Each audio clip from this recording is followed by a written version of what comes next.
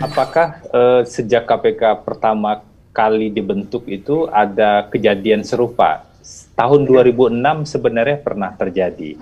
Dan kita tahu persis tahun 2006 itu justru kasusnya diungkap karena pengendalian internal di KPK berjalan. Jadi makanya kita perlu melihat ketika KPK baru, saya ingat saya kan Undang-Undang KPK 2002 ya, KPK baru efektif itu 2003, dan tahun 2006 kejadian ketika penyidik KPK waktu itu memeras saksi. Nah, sempat goncang KPK saat itu, tetapi ada penjelasan dan langkah yang sangat kuat dari KPK saat itu, bahwa ini adalah proses internal yang justru menemukan pelakunya dan kemudian ditangani. Nah, dalam konteks hari ini, isunya ada yang mirip, tapi ada juga yang berbeda. Yang mirip adalah, makanya kalau saya cenderung menghargai apa yang dilakukan oleh KPK ketika segera melakukan penyelidikan dan penyidikan dan mengumumkan pada publik. Dalam fase itu kita perlu menghargai sikap cepatnya. Tetapi dalam kondisi KPK yang beruntun sebenarnya lahir di undang-undang baru maksud saya, dan kemudian beruntun kontroversi di sana, dan kontroversi itu bukan kontroversi yang sifatnya kecil-kecilan, maka ketika KPK berada pada posisi yang saya sebut tadi di titik nadir ini, upaya yang jauh lebih luar biasa itu harus dilakukan. Dan sekarang agak berbeda, ada Dewan Pengawas. Kalau dalam berbagai dialog, anggota DPR yang menyusun undang-undang revisi tersebut selalu bilang, KPK sekarang lebih baik karena diawasi oleh Dewan Pengawas. Dan kemudian kita bertanya tentu saja, kasus ini, kasus salah seorang penyidik yang diduga menerima suap 1,5 miliar ini, apakah tercium atau terdeteksi 6 bulan yang lalu ketika mereka diduga bertemu dengan seorang pimpinan DPR RI untuk melakukan pengaturan perkara. Ternyata baru sekarang kan ketemunya setelah para penyidik melakukan penggeledahan di beberapa lokasi, dan kemudian ditemukanlah ada fakta-fakta tersebut. Lalu mekanisme pengawasan seperti apa yang berjalan di KPK selama 6 bulan kemarin? Pengawasan internalnya sekarang sudah dilakukan oleh inspektorat. Apakah inspektorat bekerja? Apakah Dewan Pengawas bekerja? Itu pasti menjadi pertanyaan yang serius bagi publik. Karena itulah, karena sangat khawatirnya saya, dan karena saya pernah mengalami proses yang panjang dengan teman-teman di KPK, saya sarankan waktu itu ke Pak Tumpak, ini perlu disikapi tidak hanya dengan misalnya, oke, kami akan melakukan pemeriksaan, tetapi perlu disikapi lebih. Misalnya, tidak ada salahnya saya kira ketika Dewas membentuk sebuah tim khusus jauh lebih kuat dari tim-tim yang sebelumnya, yang melakukan misalnya pengawasan terhadap berjalannya proses penanganan perkara, meskipun tidak bisa detail banget ya, untuk kasus penyidik yang diduga menerima suap ini. Atau yang kedua, Dewas membuka pengaduan bagi pihak-pihak lain.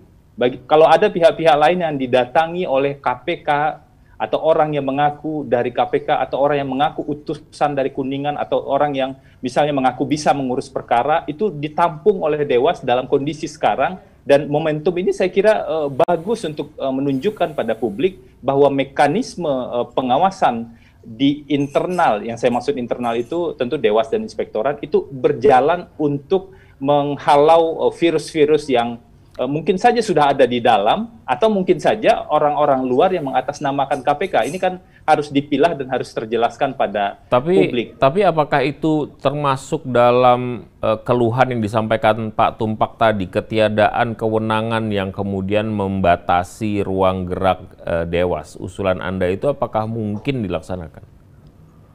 Dengan segala keterbatasan, saya yakin Dewas masih bisa melakukan itu. Memang Dewas tidak punya kewenangan misalnya upaya paksa. Dewas juga tidak punya kewenangan. Dewas bisa memberikan izin penyadapan, tapi dia tidak bisa nyadap misalnya. Yang bisa nyadap adalah penyelidik dan penyidik.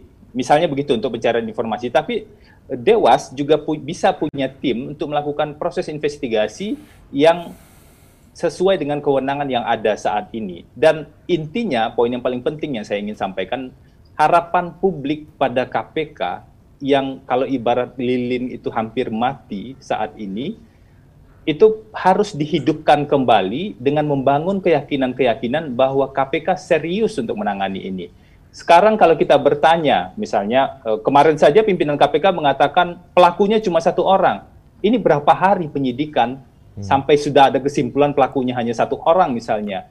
Kalaupun sampai dengan saat ini pelakunya dalam tanda kutip tersangkanya masih satu orang, tapi masih dicari yang lain, ada bahasa-bahasa yang jauh lebih tepat yang disampaikan. Bukan seolah-olah bisa dipahami sebagai sinyal bahwa pelaku lain tidak perlu diproses. Ini kan akan menimbulkan degradasi yang akan jauh lebih luar biasa terhadap KPK. Saya yakin kalau KPK tidak ada, maka yang paling senang adalah pelaku korupsi dalam konteks saat ini. Tetapi suara-suara yang bahkan disampaikan tadi oleh Mas Uceng ini adalah kita sama-sama melakukan pengawalan dan pembelaan terhadap KPK dalam berbagai event sampai pada kesimpulan ya sudah bubarkan saja misalnya. Atau beberapa tokoh-tokoh lain juga sudah mulai mengatakan itu. Meskipun saya agak berbeda pendapat, tetapi bukan tidak mungkin KPK akan membusuk dari dalam, ini bahasa yang sangat dalam tanda kutip kasar sebenarnya, mohon maaf. Tapi jangan sampai dibiarkan KPK membusuk dari dalam sehingga harus dilakukan perbaikan-perbaikan yang jauh lebih serius. Apalagi kita tahu misalnya sebelumnya ada beberapa kejadian-kejadian yang lain. Sebutlah salah satu contoh yang tadi juga sudah disinggung, ada satu truk yang kemudian hilang atau pindah, padahal diduga di sana ada sejumlah alat bukti yang sebelumnya juga hilang dari tempat penggeledahan awal. Kalau di pemberitaan kan kita bisa baca dengan mudah. Kita bisa mengatakan salah satu faktor penyebabnya adalah karena proses perizinan yang berbelit-belit dalam tanda kutip, atau minimal ada tahapan-tahapan yang dilalui. Tapi Dewas selalu bilang kami maksimal 1x24 jam sudah memberikan izin. Tapi ada satu poin yang terlupakan dari revisi Undang-Undang KPK ini. Tidak ada lagi yang namanya penggeledahan dalam keadaan mendesak. Semuanya harus melalui proses perizinan. Nah, bagaimana aturan hukum ini bisa ditempatkan secara tepat agar kemudian tidak melemahkan kerja penyidik. Jadi kalau dibilang undang-undang revisi menguatkan, siapa bilang menguatkan? Pasal mana yang menguatkan KPK sebenarnya? DPR selalu bilang pasal tentang pengawasan dengan keberadaan Dewan Pengawas itu menguatkan KPK. Tapi penjelasan Pak Tumpak tadi justru mengatakan bahwa DPR hanya bikin pasal-pasal yang ada tugas Dewan Pengawas tanpa wewenang Dewan Pengawas. Apakah itu menguatkan? Bukankah itu justru akan menimbulkan ketidakpastian hukum yang baru? Soal penyidik misalnya, seluruh pegawai KPK itu menjadi ASN. Pertanyaannya sekarang, apakah seluruh penyidik adalah pegawai KPK? Dan apakah seluruh penyidik kemudian otomatis menjadi ASN? Enggak kan? Artinya ada pertentangan-pertentangan aturan hukum di pasal-pasal yang ada.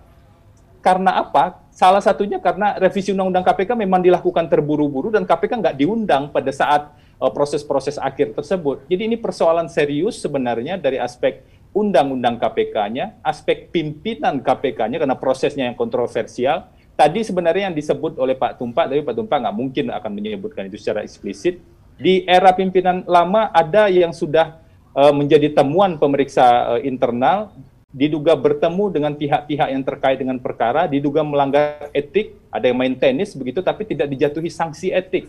Memang saat itu Dewas belum ada. Kalau sekarang Dewas mengatakan bisa memproses kesalahan-kesalahan yang lama, minimal melakukan pengawasan, alangkah lebih baiknya itu juga bisa diungkap. Artinya apa? Ada banyak persoalan di 2019 dan 2020 yang terus-menerus terjadi sampai saat ini. Nah, dalam konteks itulah menjadi penting saya kira, apa yang terjadi di KPK saat ini, titik-titik kronis KPK saat ini, itu juga bisa dilihat oleh Mahkamah Konstitusi nanti untuk memberikan keputusan yang adil dan menyelamatkan keberadaan Komisi Pemberantasan Korupsi. Kalau memang kita masih ingin KPK tetap ada dan bekerja secara benar. Kecuali MK juga ingin KPK tambah lemah dan tambah hancur. Saya kira begitu.